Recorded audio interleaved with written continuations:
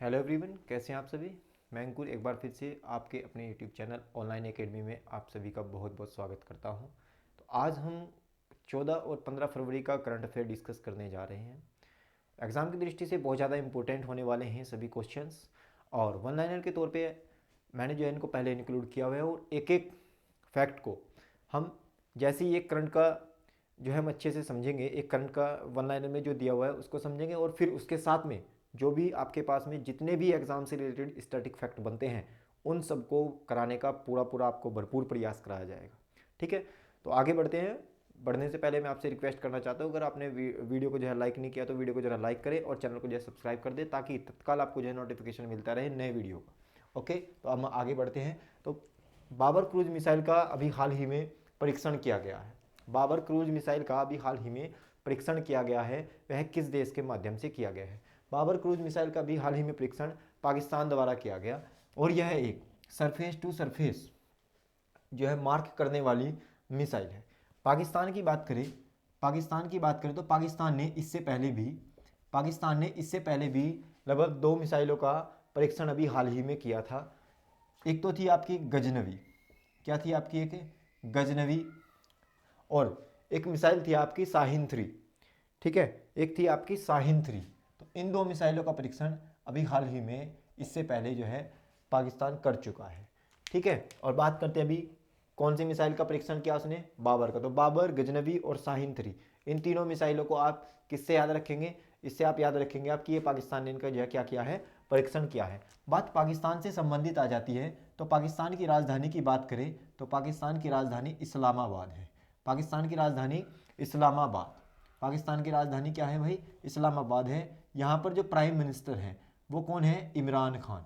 इमरान खान यहाँ पर क्या है, प्राइम मिनिस्टर है इमरान खान। और यहाँ पर अगर राष्ट्रपति की बात करूँ, यहाँ पर राष्ट्रपति की अगर बात करें तो राष्ट्रपति हैं यहाँ पर आरिफ अलवी। आरिफ अलवी राष्ट्रपति जी हैं। आरिफ अलवी, आरिफ अलवी कौन है भाई, यहाँ पर राष्ट्रपति हैं। ठीक है, अब बात आ जाती है भारत और पाकिस्तान की। तो भारत और पाकिस्तान के बीच में कौन सी अंतर्राष्ट्रीय सीमा है। एक क्वेश्चन बड़ा अच्छा बनता है। ठीक है, सरल सा क्वेश्चन है, भारत और पाकिस्तान के बीच कौन सी अंतर्राष्ट्रीय सीमा रेखा है। तो रेड क्लिफ एक अंतर्राष्ट्रीय सीमा रेखा है, रेड क्लिफ रेखा, जो कि भारत और पाकिस्तान के बीच में खींची गई थी। यह रेखा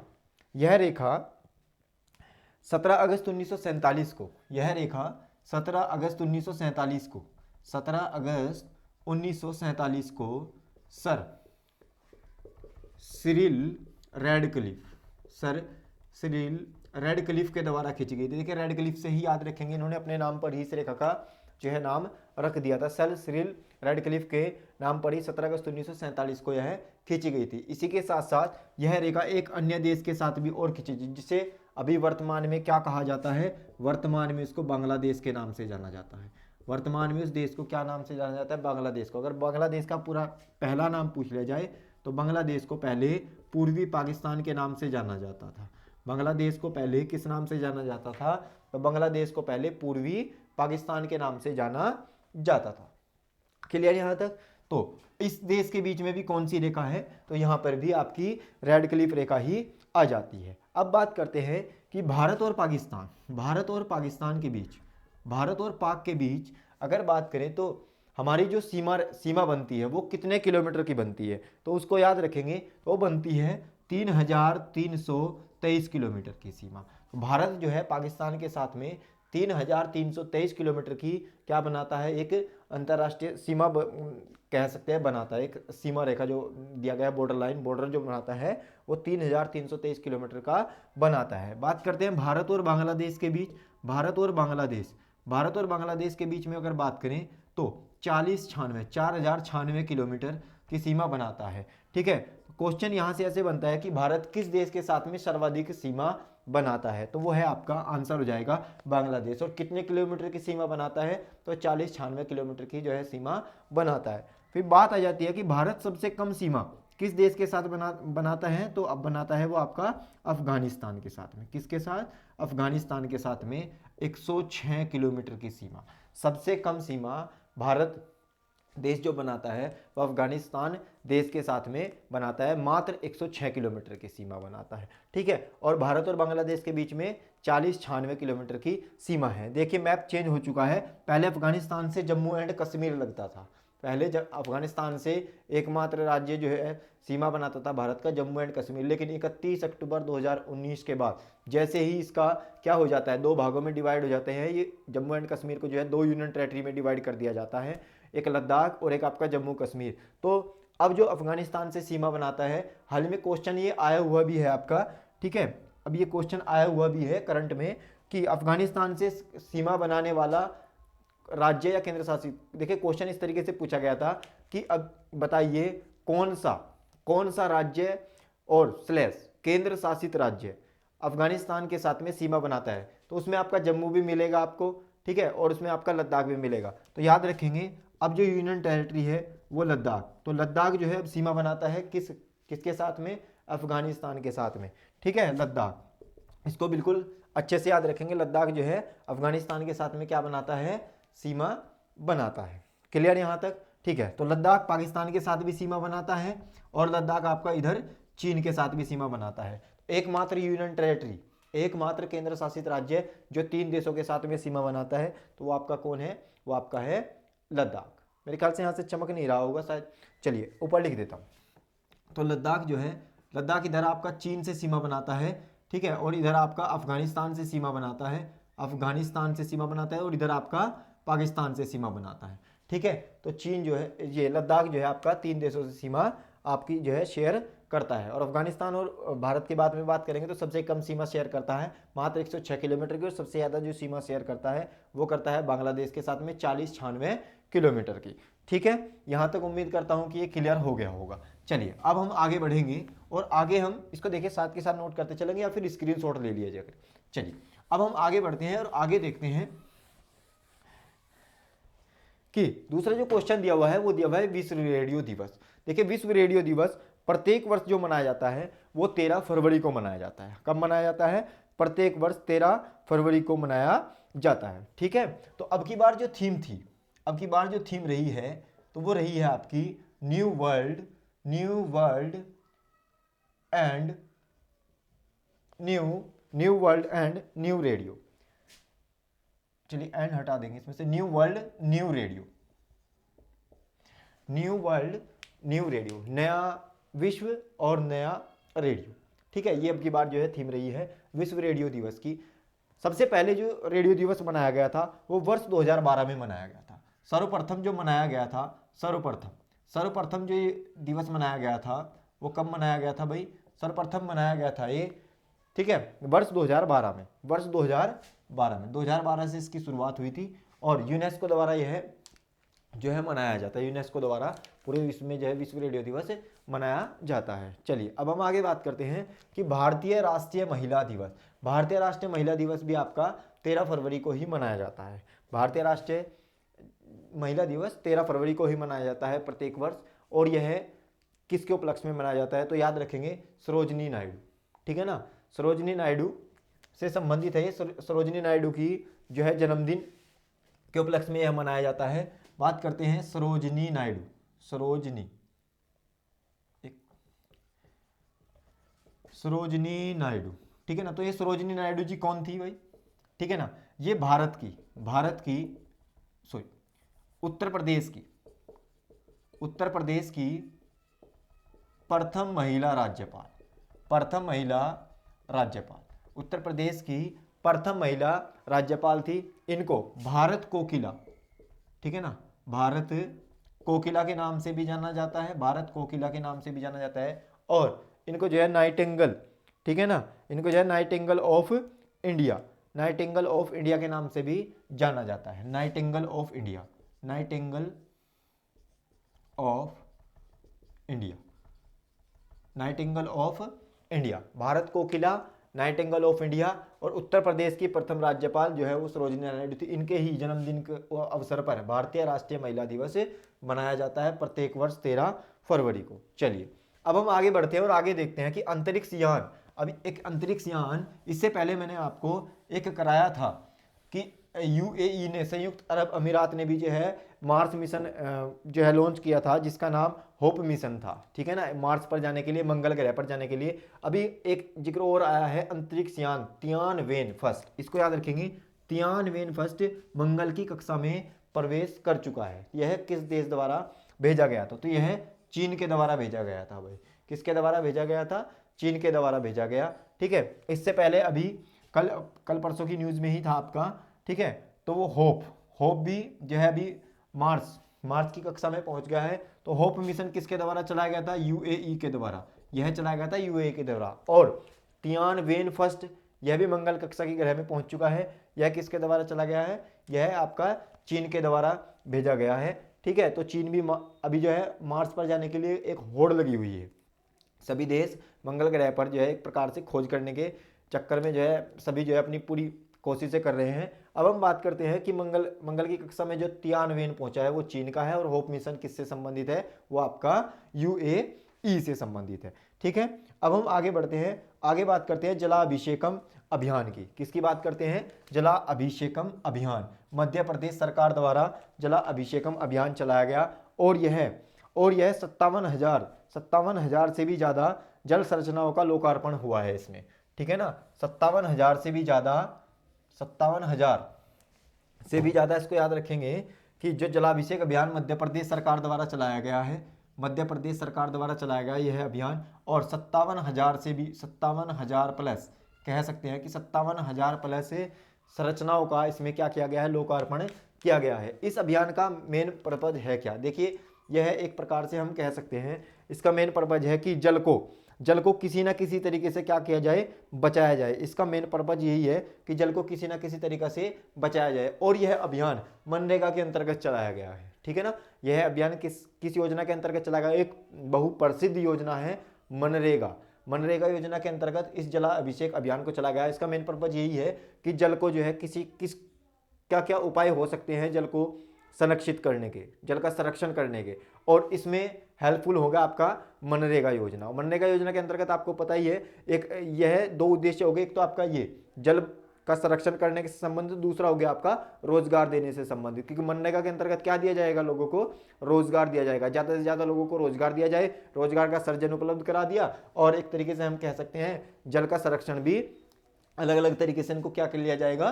खोज लिया जाएगा। अब हम बात करते हैं कि मध्य प्रदेश सरकार, इसमें अभी जो ये जो संरचनाएं लॉन्च की हैं, ये किसने की हैं? तो यहाँ पे याद रखेंगे रक्षा मंत्री राजनाथ सिंह जी के द्वारा।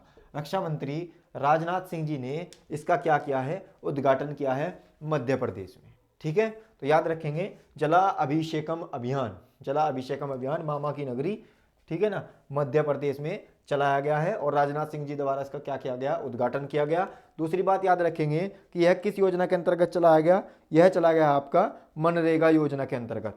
मनरेगा योजना के अंतर्गत यह चलाया गया। मनरेगा योजना कब से लागू हुई थी? देखिए, सबसे पहले इसको वर्ष 2006 में नरेगा के नाम से लॉन्च किया गया था। वर्ष 2006 में नरेगा के नाम से इसको लॉन्च किया गया, और 2 अक्टूबर 2009 को, ठीक है ना, याद रखेंगे इसको कि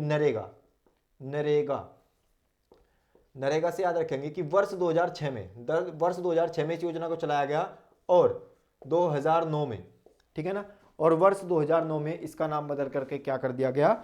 वर्ष 2009 में इसका नाम बदल करके मनरेगा कर दिया गया था। क्या कर दिया गया था भाई? मनरेगा कर दिया गया था, ठीक है। तो राजनाथ सिंह जी के द्वारा इसका जो है अभी उद्घाटन किया गया है जलाभिषेकम अभियान का। मध्य प्रदेश से संबंधित कुछ फैक्ट याद रखेंगे। तो मध्य प्रदेश की राजधानी क्या है? आपकी भोपाल। मध्य प्रदेश की राजधानी भोपाल। सीएम शिवराज सिंह, सीएम कौन है यहाँ पर?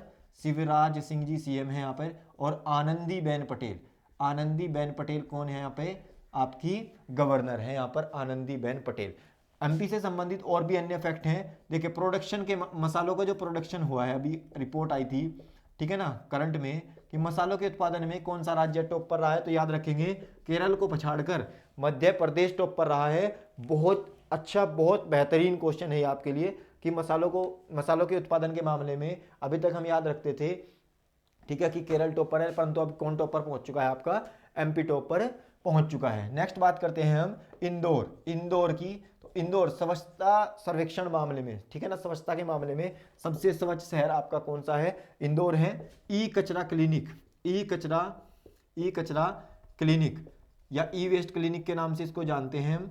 ठीक है ना। यह भी आपका कहाँ पर है, यह भी आपका भोपाल में, भोपाल में, ठीक है ना। ई कचरा क्लिनिक आपका कहाँ पर है, भोपाल में ही, ये भी आपका, ठीक है ना। गो cabinet, cow tax, kill corona kill अभियान, किल कोरोना किल अभियान, किल कोरोना, किल कोरोना किल अभियान, यह भी आपका किसके द्वारा चलाया गया है, मध्य प्रदेश सरकार द्वारा। काउ टैक्स, काउ टैक्स और गो कैबिनेट, गो कैबिनेट, गो कैबिनेट, गो कैबिनेट, इनकी भी शुरुआत कहां पर हुई है आपकी, ये भी शुरुआत आपकी एमपी पर ही की गई है, ठीक है ना। अभी हाल ही में यहाँ पर एक विश्व का सबसे पुराना, विश्व का सबसे पुराना जो है, याद लिखेंगे यहाँ पर, विश्व का सबसे पुराना जीवाश्म, विश्व का सबसे पुराना जीवाश्म, विश्व का सबसे पुराना जीवाश्म खोजा गया है। विश्व का सबसे पुराना क्या खोजा गया है भाई, विश्व का सबसे पुराना जीवाश्म खोजा गया है, जिसका नाम है डिकिन, जिसका नाम क्या है, डिकिन सोनिया, डिकिन सोनिया, ठीक है ना, डिकिन सोनिया इसका नाम है, ठीक है ना। डिकिन, डिकिन सोनिया इसका क्या है, नाम है। विश्व का सबसे पुराना जीवाश्म है, लगभग 57 करोड़ वर्ष पुराना है ये, 57 करोड़ वर्ष पुराना, दिखाई पड़ रहा है ना, 57 करोड़ वर्ष पुराना, इसको यहाँ पे लिख लेंगे। देखिए इसकी जो आयु अभी हाल ही में नापी गई है वो कितनी है भाई, 57 करोड़ वर्ष, यह इतने वर्ष पुराना है, ठीक है। क्या विश्व का सबसे पुराना जीवाश्म डिकिन, डिकिन आपका ये डिकिन सोनिया यहीं से आपका मिला है। इससे पहले लगभग 54 करोड़ वर्ष पहले, 54 करोड़ वर्ष पहले का जो जीवाश्म मिला था वो आपका ऑस्ट्रेलिया से मिला था। कहाँ से मिला था भाई, वो आपका मिला था ऑस्ट्रेलिया से। मेरे ख्याल से यहाँ तक आपका एमपी का ये क्लियर हो गया होगा। चलिए अब हम एमपी में बात करते हैं। एमपी में एक नदी भी बहती है, नर्मदा, ठीक है ना, नर्मदा नदी बहती है और जबलपुर नर्मदा नदी के किनारे ही है, जबलपुर नर्मदा नदी के किनारे है। और यहीं पर इसी नदी पर धुआंधार जलप्रपात है, क्या है आपका, धुआंधार जलप्रपात, धुआंधार जलप्रपात आपका यही आपका नर्मदा नदी के किनारे ही स्थित है, ठीक है। अब हम आगे बढ़ते हैं और देख लेते हैं खजुराहो का मंदिर। यहीं पर आपका एक प्रसिद्ध खजुराहो का मंदिर भी है। खजुराहो का मंदिर कहाँ पर है, खजुराहो मंदिर, ये भी आपका एमपी में ही है। किसने बनवाया था इसको, चंदेल शासकों ने, इसको जो है इसका निर्माण जो करवाया था वो आपका चंदेल शासकों ने इसका निर्माण करवाया था, ठीक है।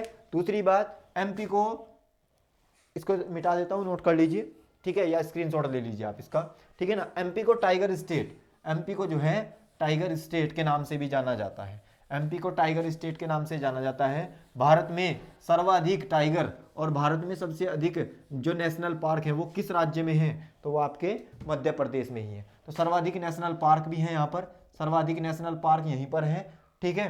और टाइगर स्टेट भी इसको कहा जाता है, टाइगर स्टेट। टाइगरों की संख्या कितनी है यहाँ पर, सर्वाधिक जो टाइगर हैं 540, वो आपके यहीं पर ही है। नेशनल पार्क की बात करें तो Panna national park, Bandhavgarh national park, Kanha national park, ठीक है। और अन्य कुछ और नेशनल पार्क हैं जो जैसे माधव नेशनल पार्क, वो आप सभी आपके यहीं पर ही हैं। कहाँ पर, मध्य प्रदेश में ही आपके हैं, ठीक है। क्लियर रहेगा यहाँ पर। चलिए अब हम कुछ और देख ले। अगर हम बात करें अभी और क्या बचा है एमपी से, बात करें जैसे पंख अभियान। अभी पंख अभियान की भी शुरुआत हुई थी यहीं से, क्या हुई थी, पंख अभियान की शुरुआत यहीं से हुई। और एक सांस अभियान, सांस अभियान जो कि शिशु मृत्यु दर से संबंधित है आपका, शिशु मृत्यु दर को कम करना, शिशु मृत्यु दर को क्या करना, इंक्रीज करना। और पंख अभियान जो कि आपका गर्ल्स से संबंधित है, गर्ल्स की सुरक्षा से संबंधित है, ठीक है ना। ये अभियान भी आपके कहां पर चलाए गए हैं, ये भी आपके एमपी स्टेट में ही चलाए गए हैं। क्लियर यहां तक, ठीक है। अब हम आगे बढ़ते हैं, आगे देखते हैं। आगे हमारे पास में जो न्यूज़ दी हुई है वो दी हुई है रिवाड़ से संबंधित, ठीक है ना। रिवाड़ परियोजना को अभी हाल ही में किस सरकार ने मंजूरी दे दी है, तो रिवाड़ परियोजना को उड़ीसा सरकार ने मंजूरी दी है, ठीक है ना। यह परियोजना भी पानी से ही संबंधित है, पानी को बचाने के लिए। क्लियर, यह भी सब योजना जो है वो भी पानी से संबंधित ही है। अब हम बात करते हैं उड़ीसा की, ठीक है, इसको मैं साफ कर देता हूँ और आगे बढ़ते हैं और उड़ीसा राज्य से संबंधित कुछ फैक्ट देख लेते हैं। उड़ीसा, क्लियर। चलिए, उड़ीसा की राजधानी है भुवनेश्वर, उड़ीसा की राजधानी भुवनेश्वर। सीएम यहां पर है नवीन पटनायक, नवीन पटनायक, ठीक है ना, सीएम नवीन पटनायक है। और रिवाड़ परियोजना, ये जो रिवाड़ परियोजना है इसकी शुरुआत कहां पर हुई, ओडिशा में, उड़ीसा सरकार द्वारा इसकी शुरुआत कर ली गई। मेन पर्पज जल का संरक्षण, जल का संरक्षण इसका मेन पर्पज है। उड़ीसा में अगर बात करूं राजधानी की तो भुवनेश्वर, और सीएम कौन है, सीएम आपके हैं इधर नवीन पटनायक। गवर्नर की बात करें तो गवर्नर है गणेशी लाल, गवर्नर गणेशी लाल। और चीफ जस्टिस की बात करें, चीफ जस्टिस मुख्य न्यायाधीश एस मुरलीधर, एस मुरलीधर, ठीक है। सिमलीपाल, यहां पे नेशनल पार्क है सिमलीपाल और भीतरकनिका, भीतरकनिका, सिमलीपाल और भीतरकनिका नेशनल पार्क आपके कहां पर है, उड़ीसा में है। भीतरकनिका नेशनल पार्क को याद रखेंगे, सफेद मगरमच्छों के लिए प्रसिद्ध है। सफेद मगरमच्छ, सफेद मगरमच्छ कहां पर मिलते हैं आपके, भीतरकनिका नेशनल पार्क में आपके क्या मिलते हैं, सफेद मगरमच्छों के लिए प्रसिद्ध है। या फिर हम कह सकते हैं खारे पानी वाले मगरमच्छ। क्वेश्चन ये भी पूछा गया था कि बताइए भारत के किस नेशनल पार्क में खारे पानी वाले क्या पाए जाते हैं, मगरमच्छ मिलते हैं। तो याद रखेंगे भीतरकनिका नेशनल पार्क जो कि आपका उड़ीसा में स्थित है, खारी पानी वाले मगरमच्छ वो भी आपके कहां पर मिलते हैं, वो भी आपके उड़ीसा राज्य में ही मिलते हैं। ठीक है, यहां तक क्लियर।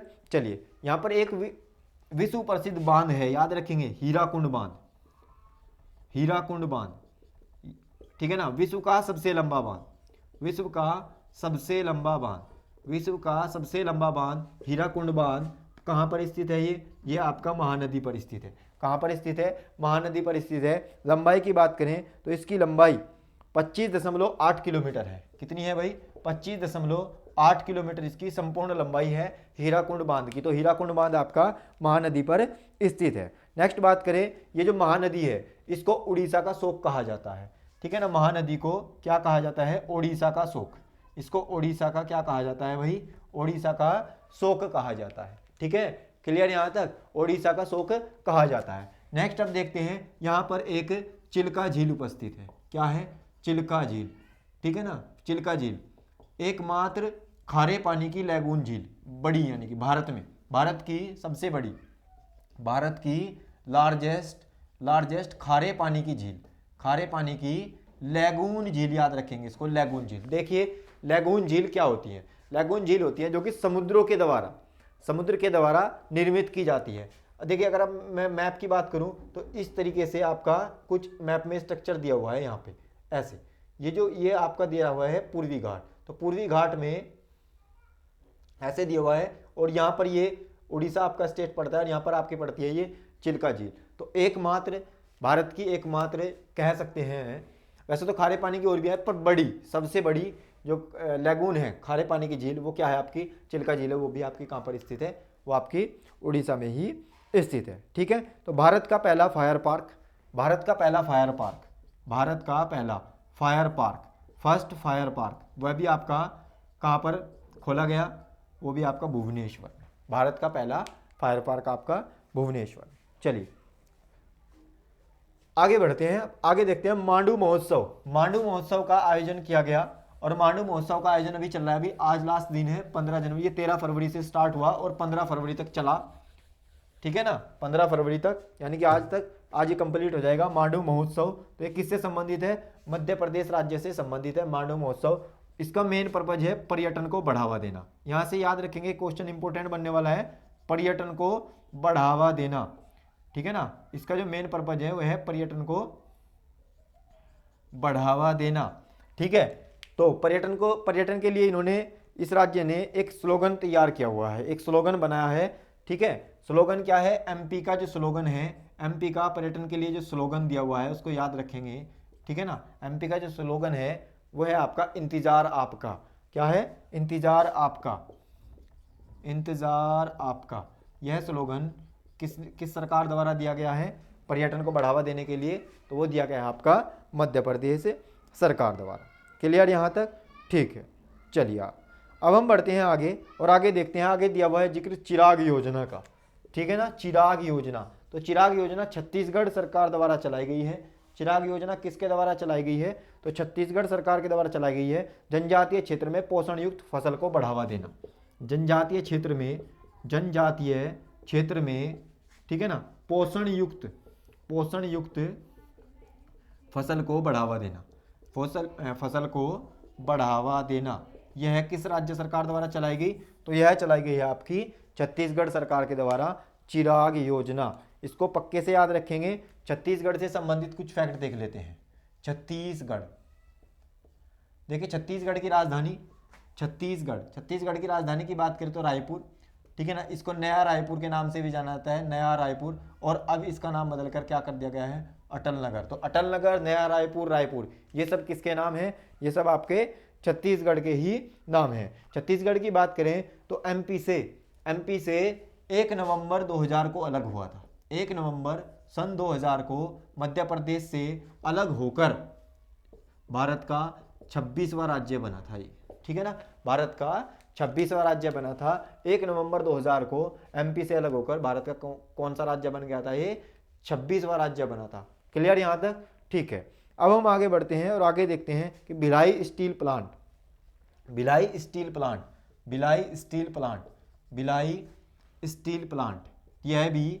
यह भी आपका कहां पर है? यह भी आपका यहीं पर ही है, भिलाई स्टील प्लांट। छत्तीसगढ़ के सीएम की बात करें, भूपेश बघेल, और गवर्नर कौन है यहाँ पे? अनुसुईया उइके, यहाँ पर क्या है? गवर्नर है आपके छत्तीसगढ़ में।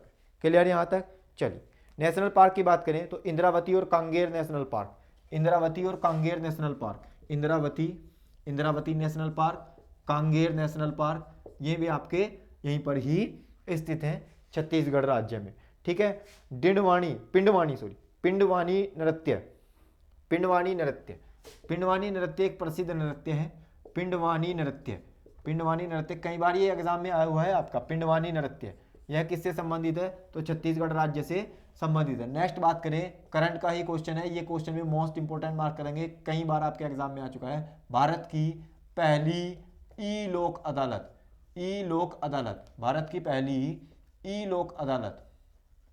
किस राज्य में शुरू की गई थी या किस राज्य में लगाई गई थी? तो भारत की पहली ई लोक अदालत, याद रखेंगे, छत्तीसगढ़ राज्य में ही लगाई गई थी, ठीक है। यहाँ तक चलिए अब आगे बढ़ते हैं। अर्जुन युद्ध टैंक, आगे वन लाइनर है, कुछ ध्यान से समझेंगे इसको। अर्जुन युद्ध टैंक MK1 फर्स्ट ए भारतीय सेना में शामिल, तो इसको भारतीय सेना में शामिल किया गया है। किसके द्वारा, किसने सौंपे हैं ये? तो प्रधानमंत्री जी ने, भारत के जो प्रधानमंत्री जी हैं उन्होंने सेना के अध्यक्ष, ठीक है ना, सेना के जो अध्यक्ष हैं अभी वर्तमान में मनोज मुकुंद नरवणे जी, उनको सौंप दिए हैं प्रधानमंत्री जी ने। तो यह किस जगह सौंपे हैं? चेन्नई में, ठीक है ना, चेन्नई में इनको जो है सौंप दिए हैं। और पहली बात करें, यह अर्जुन युद्ध टैंक जो थे, वैसे तो भारतीय सेना में पहले शामिल हो चुके थे, ठीक है ना, वैसे तो भारतीय सेना में पहले ही शामिल हो चुके थे। वर्ष की बात करें तो वर्ष 2004 में यह शामिल पहले ही हो चुके थे। अब इनको अपडेट करके इनकी सुधार इनकी फायर क्षमता बढ़ाई, इनमें सुधार किया गया और सटीकता बढ़ा दी गई। इनको बढ़ा करके अब दोबारा से इनको जो है अपडेट करके इनका अपडेट वर्जन जो है अभी भारतीय सेना में शामिल कर लिया गया है। तो नेक्स्ट बात करते हैं भारतीय थल सेना दिवस। तो भारतीय थल सेना दिवस कब मनाया जाता है? तो भारतीय थल सेना दिवस प्रत्येक वर्ष 15 जनवरी को मनाया जाता है भाई। थल सेना दिवस कब मनाया जाता है प्रत्येक वर्ष? तो यह है 15 जनवरी को थल सेना दिवस मनाया जाता है। और थल सेना अध्यक्ष मनोज मुकुंद नरवणे जी हैं, इनको याद रखेंगे। नेक्स्ट बात करते हैं इबोला रोग फिर से सक्रिय हो गया है। मोस्ट इंपोर्टेंट रहेगा ये, यहां से भी आपका कई बार क्वेश्चन आ चुका है। चलिए अब हम देखते हैं, नेक्स्ट देखेंगे अब हम आगे कि इबोला रोग फिर से सक्रिय हुआ है। तो इसके लक्षण कहां पे मिले हैं? अभी 4 लोगों की मौत हो गई है गिनी में। गिनी दक्षिण अफ्रीका में एक आपका देश है गिनी, ठीक है ना। तो इबोला रोग, इससे संबंधित कई फैक्ट हैं आपके और कई क्वेश्चन आपके बनते हैं। इबोला रोग, ठीक है ना, यह अब से पहले वर्ष 2016 में सबसे पहले आया था, याद रखेंगे, वर्ष 2016 में फर्स्ट बार आया था, ठीक है ना। इस पर नियंत्रण पा लिया गया, लेकिन अब दोबारा फिर से इबोला के लक्षण मिले हैं, ठीक है ना। 4 लोगों की मृत्यु हो चुकी है गिनी में सबसे पहले अब इसके जो है लक्षण देखने को मिले हैं।